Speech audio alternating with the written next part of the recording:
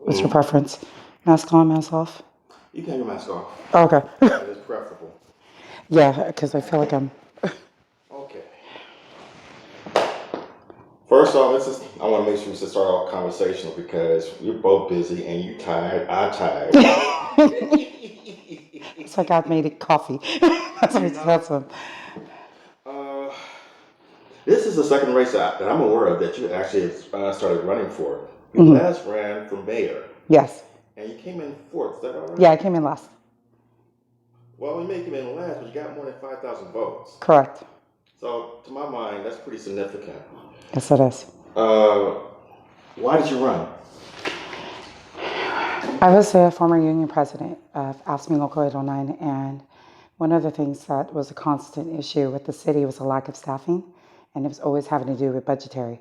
The last thing, the final straw for me, was the fact that we were slapped with an $80 million lawsuit, and the fact that the city was not going to dip in the reserves to cover for the deductible, which was, I believe, $250,000. They were taking it within the workforce, within the operating budgets, so that they would not have to go on that council floor to approve actual appropriations and move it from the reserves, since we were mid-year through the budget, or wrapping up. And we were already strained with staffing. Ever since 2002, 2003, we had a mass exodus after the Golden Handshake. The city never balanced out the workforce with the workload. You know, obviously through attrition and through modernization of different things, we would decrease on different staff, but it was more of a controlled. So with every time a staff person left, whether it be resignation or retirement, that was a time to reassess whether or not to fill that position or to reorganize as such. So therefore, we would stay in pace but not have to lay off anybody. The city had continuously made bad decisions over and over again. The general public doesn't know, because the way that they would be able to buffer it is by not filling budgeted positions. And so it was very stressful the last 5+ years with the workforce, and the work wasn't going the way. If anything, it increased, but yet the staffing was decreasing, and the materials and supplies for even people to do their jobs was decreasing. And so it was a very frustrating time, and we're very creative of how to sit there and readjust the budget in order to make things work with what we have. But bad decision, one after another, I knew there was nothing else we could do before them starting to speak to us about potential layoff. And it had nothing to do with, something catastrophic, like the housing crash. We went through that with furloughs and everything. But our bargaining unit, AFSCME Local 809, were able to restructure, find cost savings, take a furlough, and be able to keep everybody's jobs intact, and also reorganize internally so that those who decided to retire, resign, we were able to shift the work around, keep the workforce. If someone left, that was their own choosing, but not forced. But this had nothing to do with anything external beyond our control. It was all within our control. And it was one decision, bad decision after another. And I knew we had the same pot of elected officials. They just kept taking turns. And so there's no way of expecting anything change if we're having the same individuals. And to be clear, this is the Public Employees Union? Yes. AFSCME, yes. Okay. And AFSCME Local 809 represent the majority of the workforce, full-time and part-time. And predominantly we're talking about the workforce working within City Hall, that's right? No, all sites. All sites? Yes. The full-time contingent is the majority of the workforce, the rank and file, mid-level professional, and also clerical units, crafts and trades. The part-timers are mostly all the Rec 3s on up, which was almost all of the part-timers. Is that throughout the city of Carson? Throughout the city of Carson. How many employees are we talking about? On the high end, it used to be about 400, but over the years, it's dwindled down to about 300. It would fluctuate depending on. And the last several years, we've had kind of a mass exodus, and also to restructuring because of departments going over their budgets and part-times. And what ends up happening is the part-times just get immediately cut because they don't know, upper management don't know how to budget and to properly plan out their time for the whole fiscal year. Right. So. You've been working in City Hall, since 1996, or? Yes, up until January of this year. So I started off as a summer youth worker in the city clerk's office under Helen Cowgoy. Mm-hmm. And so I worked there for many years before I promoted out and went to the finance department. Mm-hmm. And then I was in several divisions in finance. Mm-hmm. What do you think about ideas that be put forward by, like, say, Mike Matoma about reorganizing departments in such a way in where, and he likes to boast about his time previously on the city council and where he reorganized things in such a way where he could save city money. And it's not like it came at the expense of workers. Have you ever heard him tell this story? No, but it's usually the same tale that I always hear from any previous elected officials, from all the way our founding fathers, Gilbert Smith, all the way to current. But I understand they understood what the city was like, but that was during that time period. The city has evolved and changed, and if they haven't kept up with the issues that are brought up forth, like for example, Mike Patoma, last time he was in office was '96 because Pete Fajardo beat him in March of '97. I still remember that because that was my first election to vote on because I was 18 by then. And it was my first election working at this, that was the first election I got to vote for. But what the city was at that point in time is not what the city is now. There's also other factors outside of the city, different state mandates that they never had to deal with, you know. And I honestly, they haven't stayed active. I hadn't seen Mike Patoma in years around.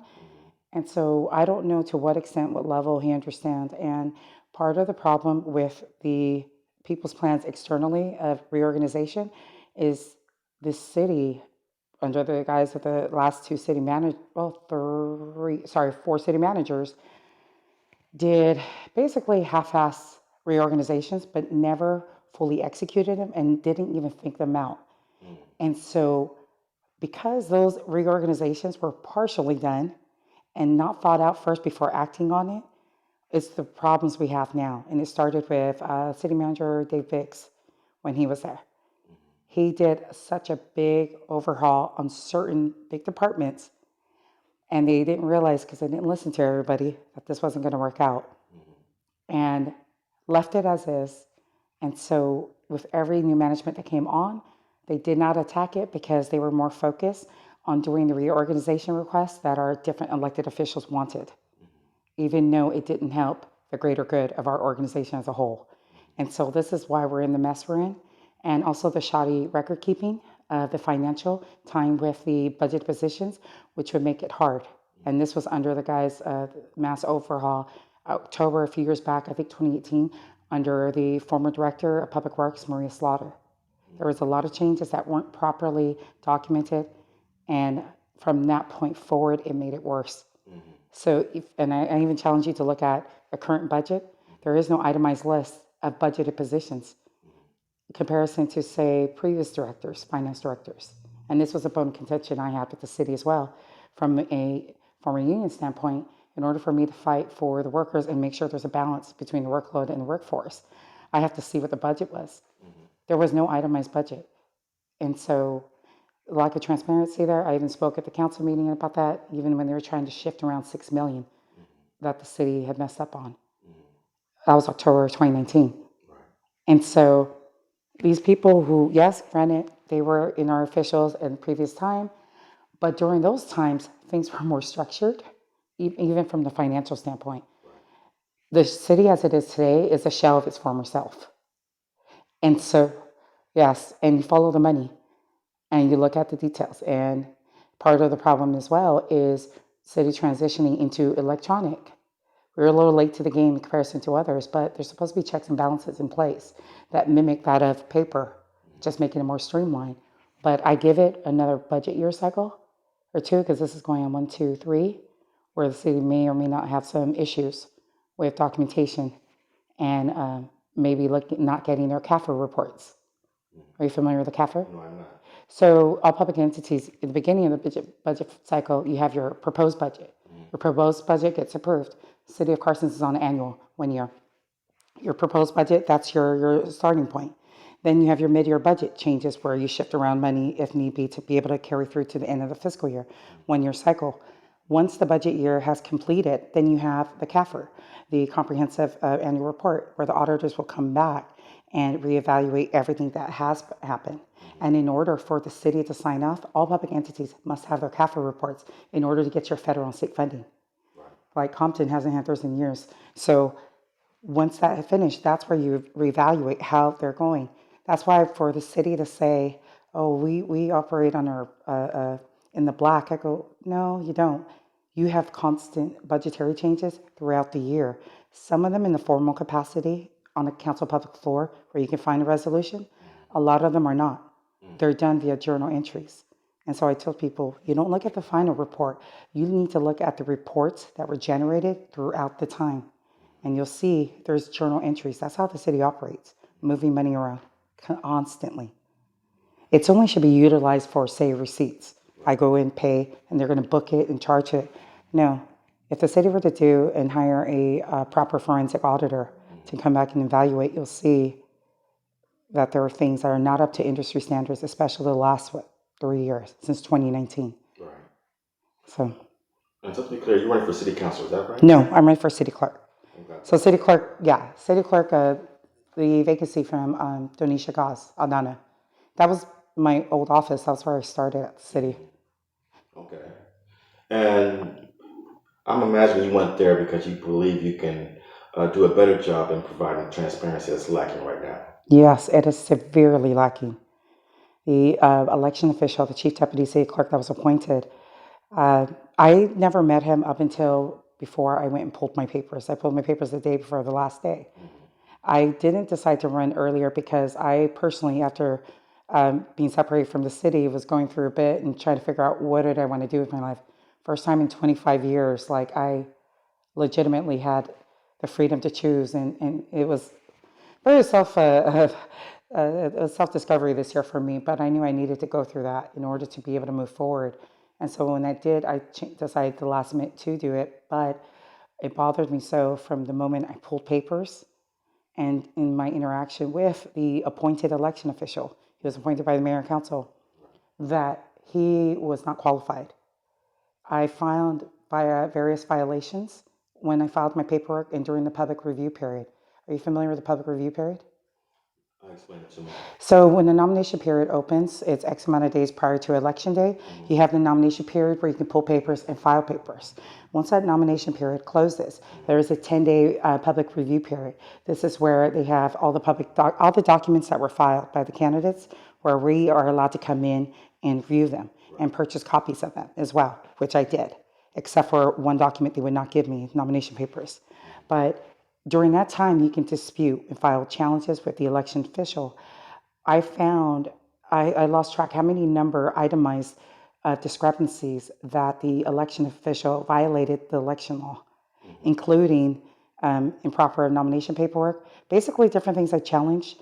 7 of the 10 candidates in this council and clerk should have been disqualified. And that's because they submitted their paperwork late. Is that? No, not that they, well, some of it was late. Part of the requirement, and this is according to the election code, is that when you come to file your paperwork, you have to file certain paperwork altogether. And that includes your nomination paperwork, that includes your affidavit, you're certifying that you are, say who you are, and if you choose to, file your candidate statement.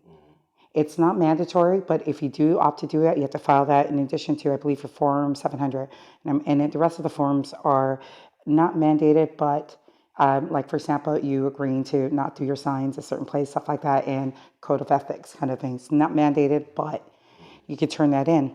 What I found is the fact that he altered the checkoff process after the first candidate turned in their paperwork, Asa Polito. And then he altered it and changed it for Freddie Gomez because they realized that he didn't have everything together. So I had documented everything, had copies of everything. I still hadn't finished filing, sending my letter to the DA's office, Public Integrity Unit. I even I raised the challenged it. The city ignored us. I wasn't the only one who filed challenges. I know a couple other candidates. But I continuously followed up. They ignored not only the elections official, John Carroll, but the city attorney, Sunny Saltani, would ignore it. So I even went to the county registrar and spoke to a couple different departments because I understand. I used to be an election staff person. And they said, we are simply in the contract form. Your only alternative, is to go to the DA's office. They would be the only one. So getting caught up in different things. I still haven't finished in sending that, but I'm going to send that. But that just goes and shows the integrity, the lack of integrity, the election, and the fact that we brought it up to the city in a formal capacity. And even a discussion with the city attorney, he reached out to me and she tried to blame it on the city manager. And I said, no, city manager may have proposed it, but it was the mayor and city council that took the formal action. And she was trying to deflect. She goes, no, this is Sunny Saltani. No, this is Sharon Landers. Sharon Landers. I go, yes, she prepared it. She is at fault as well. But at the end of the day, the mayor and city council made that decision. I go, you guys knowingly allowed a someone to run our election who had no California experience. The only experience he has from California is he lived here 20 years ago. And so he was from Mississippi. I don't have anything against Mississippi, but it's not California. Right. Let me switch topics on you. It's not exactly directly related to the job of a city clerk, but it is related to what's in the news right now and what's most concerning Carson residents. And I recognize you've been very active in getting folks organized and fighting back against the entities that should be doing something about the Carson stench. Yeah. Tell me about your organizing efforts in helping folks really have a voice in this. Well, what's really frustrating is I know what the city's capable of and what they can do, and even trying to tip off and help people to try to get themselves organized so they help the community. I'm a big believer that we're here to service the community, and it was beyond frustrating. I live a half mile from the channel. I have everyone thinks it's COVID symptom. No, it's because we're dealing with. That's why I enjoyed sitting outside for a bit just to breathe. And we were getting the runaround. Our officials put their hands up and said, it's not us, it's the county. And I had to tell them, no, it doesn't matter if the city is not responsible for the maintenance of it. You have a responsibility to us. So anything that happens within these incorporated borders is your responsibility. We were getting runaround from the city saying they're waiting on the county. County was waiting on the city. We were getting the runaround while the rest of us were all getting sick. You know, I literally had to pull over just a couple of days ago because the nausea, and I literally was throwing up in the middle of the road. But I couldn't make it home. And so for other people, it's one thing I know the city to screw itself up as an organization. It's another thing when you're impacting our health, our lives. And there are people, and so basically one of my friends from the neighborhood, I've lived in Carson my whole life on the east side. Her name is Monique. And so she created, Monique Alvarez, Saldana, I know her maiden name. She created a Facebook group page because there are other two main Facebook pages, Carsonians and Carson 411. When the residents were putting up there about all the problems we're having, we got such negative feedback from people who were outside of the perimeter area, say the north side, very dismissive and saying, oh, well, we're fine up here. You're just using this as an opportunity to complain about our elected officials. And when we all saw that comment, I said, okay, I think we need to start a separate group. Next thing you know, I got an ad request from her. And she literally created a group and added me. She goes, let's just focus on this being the Dominguez. Obviously, people don't want anything to do with that. And they're being very dismissive towards everybody's ailments. So she created that page. We started building it. And, you know, she's a third generation Carsonian, been here, her family's been here before Carson was Carson. And so she lives 2 blocks. So it's even worse at her house, where at least I'm a half mile. And so all of us are getting sick. I've had nonstop headaches and everything, and we feel like we were getting the runaround. Our city officials did not take it serious. They should have, at the bare minimum, they should have called a special meeting the first week and declared an emergency to kick off the process. They didn't call to have their first meeting until past Monday, last week. And even then, they wouldn't declare it an emergency. They did it as a nuisance. So what was happening? It was a domino effect between the business community and everybody. They couldn't even send their workers home because according to their company's guidelines, Department of Public Health and the city has only declared it a nuisance, therefore they should still work. We weren't getting any help. We were getting the runaround. The goalposts kept changing and identifying who was responsible. First thing we were blaming on AQMD. AQMD said, no, it's not us. Someone says refinery. Refinery said, nope, it's not us. Then they said it was nature. They literally said it was by me. I said, I've lived here 42 years of my life. We've never had this. Something's wrong. And we were getting the runaround, and it was so upsetting because none of us can get through to our elected leaders, whether it be the county or whatever. And so last week, Sunday, not this past Sunday, the Sunday before, we didn't know there was a press conference the county hosted at the community center. I only knew about it because our council member, Joanne Hilton, went live. His feed was getting kind of sketchy and was freezing, so I jumped in my car and got over there. I got over there, it was done, but I didn't care. I wanted to talk to the people, the officials. And that's when I approached Joanne and asked, what the hell? We're all suffering. And they said, well, working on it. I said, no, you guys, there was no sense of urgency. And they were giving everybody the runaround. And the dismissive attitude from all of our elected leaders to just go relocate. Well, you know what? Not all of us have the financial means. Go buy these air purifiers. Well, the kind that they said would be suitable costs at least $300-400. That's excluding tax. And then something with the carbon filter, people are saying, depending on your size of your home, it's costing like $600. And so it was out of frustration, and my friend created that page later that evening, and I approached them, and next you know, it was one news person who asked me for a question. I said, sure. And they were surprised that a resident was here and not more. And I told them we weren't told. We just happened to see it go online. And so that's why I end up entering and get it out there. They're not helping us. And then when the city said they were going to help us and provide on Monday, then next you know, nope, we're only going to help those within the criteria. But they would not announce what the criteria was. They would not formulate anything in writing. The resolution of declaring the nuisance wasn't even attached to the council item. The city council meetings, you're not allowed to attend in person. City Hall, you're not allowed to go in person without having a pre-booked appointment at least a minimum day prior. You can't just walk up and walk in. And so everywhere we turned around, just getting doors shut on us and just getting transferred around. And it was so frustrating because while they're sitting around taking their time to mull over this because nobody wanted to take responsibility for it. And then there was confusion on Monday night about the declared activating the EOC. Are you familiar with EOC? No. Every public entity is required to have an emergency operations center. So whenever you hear entities say we're going to declare and we activate, that's what it is. It taps into a separate group of funds that the city primarily gets from FEMA, but you're only allowed to use it within a certain criteria. During the council meeting, Councilmember Joanne Hilton asked about we need to activate the EOC.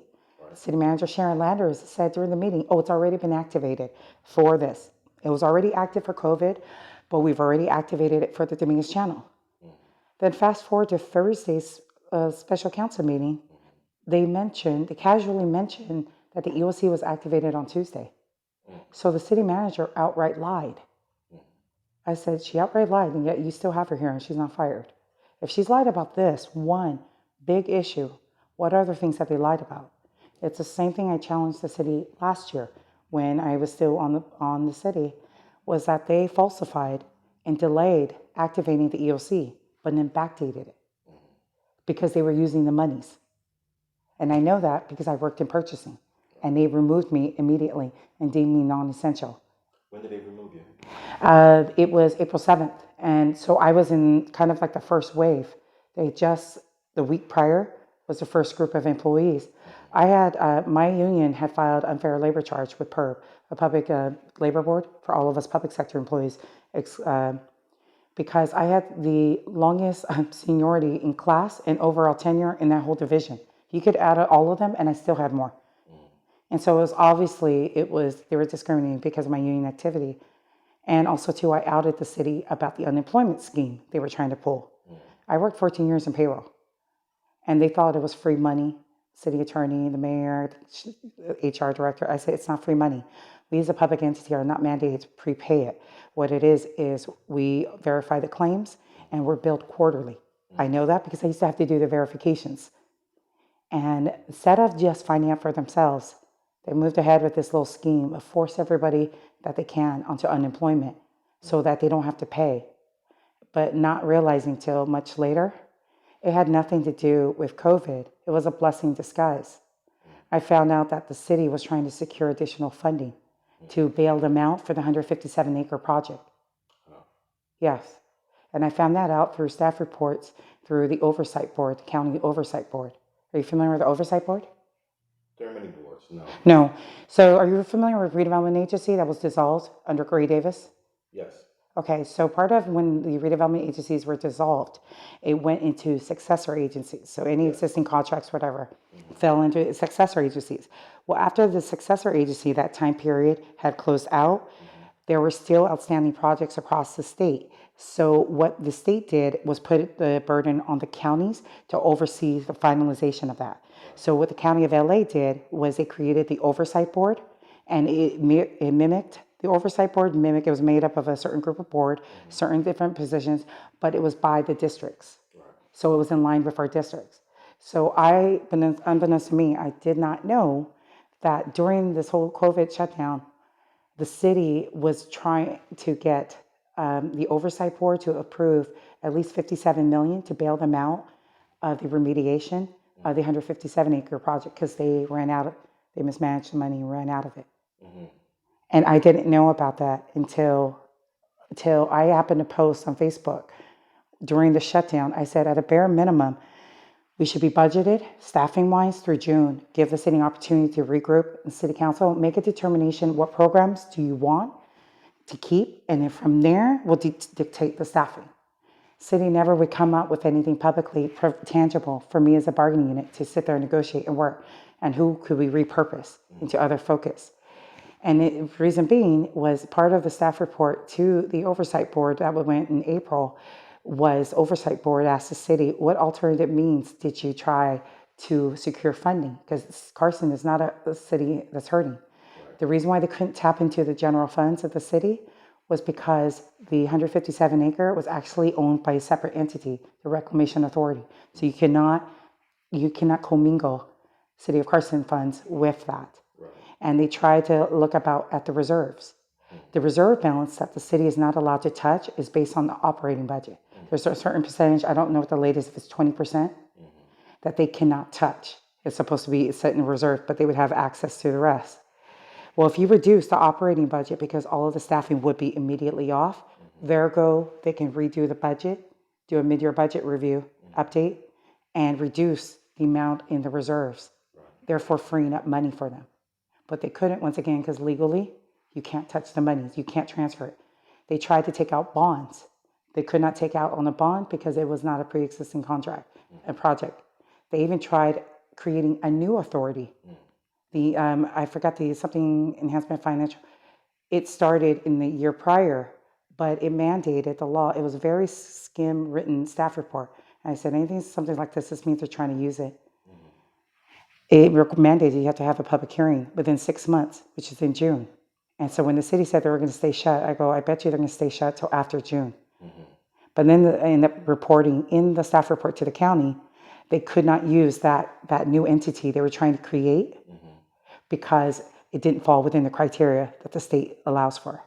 So the city was trying different ways of getting monies to bail out, including reducing the operating budget immediately so that they could free up their reserves. But legally, they couldn't use the reserves. So this is all the stuff I was constantly fighting in my side. It was all a domino effect from staffing. And basically, these are like shenanigans that's been going on, you're alleging, over the past few years that they're trying to shift this around. Yes. Part of the problem is, when I first started working at the city, staff reports were the way that I was explaining to people, the way staff reports are being written, it doesn't matter if a council member says, I want you to put this on before the agenda. Not a problem. The staff would do their due diligence and write the report from the professional standpoint of, okay, per request up to this items placed on the agenda, we've evaluated, yada, yada, here's the pros and cons due to the request. This is our official recommendation, or the last one was or whatever city council deemed appropriate. We started to lose that because the council did not like that it would publicly go against what they wanted. So over time, over years, and the way you do that is you start removing different upper management that would buck up against you. When I first started at the city, the directors would actually speak up against the council and stand by, their items. and recommend, at the end of the day, the council would make their decision. But it was there on the record. You can watch, you can read, you can see it. But what happens is, over time, and I think I really started to see the change when Jim Dare was mayor, because we had a lot of turmoil after the whole bribery and all of that stuff, Pete Farado, Joe Sweeney and stuff. So then you start having management who were not as looking at as much for the city. And with just like, okay, if they want, and it just slowly started to trickle effect. And that's why you can see a distinct difference and a hard time of record keeping when you look back historically. Because, so you start bringing in yes people. And then it got to a point where it's like, I go, I don't even know why you guys bother putting your name on it. You literally just craft it. And when things go sideways, and with staff or management, which I say, well, you should say something. I go, first off, it's not me. I represent the workforce, not you guys. Second of all, I go, you need to be able to stand by your own word, publicly and privately. I always tell people, stand by your word, publicly and privately. If you can't do both, you got no business doing that. And so over time, those kind of work ethic or lack of, it's what's put us in the position that we're in now. Well, that leads me to my next question then. Yeah. What do you perceive as broken in Carson and needs repair? Lack of strong stability, mentorship. One of the things we always got as old-timer staff from our upper management, whether or not you agreed with them, they were so knowledgeable in their subject matter. Like you could pick their brain about any of these things, and just listening to them speak, listening to them even grill the staff, you understood the subject matter. So it was a learning lesson. And like I was first told, my boss, be a sponge and absorb it all, because all these people are not going to be here. As I came in, all of the old timers who were with the city since incorporation had already started to retire. So I was working with the people who were in the 70s, who were starting to leave and retire. So I got the benefit of understanding the growing pains of the city. And so part of the problem is we need strong leadership in very key departments, specifically the city manager's office and the finance department. And I take that back, even HR, because it's a ripple effect. And we need people that actually have public sector experience, that have years of public sector experience working for a municipality. We don't have that with a lot of our upper management, and it shows, because they would understand what you can or cannot do. And they would be able to sit there and mentor and guide just by their directions. And that's why I told people, it was by the directions that we had from our previous upper management that you understood how to do things. You were able to read and see how things were done. And if you didn't know anything, you just better give yourself extra time, spend time to go read the old staff reports, read the minutes, read the contracts, read the old agreements. You read through it, you will understand, you will learn how structured it is. And also too, we had a different law firm back then. It was Richard Watson and Gershon. Very structured. They even had generic memos for us about subject matters. And they would tell us, use this if you have a future situation, pull this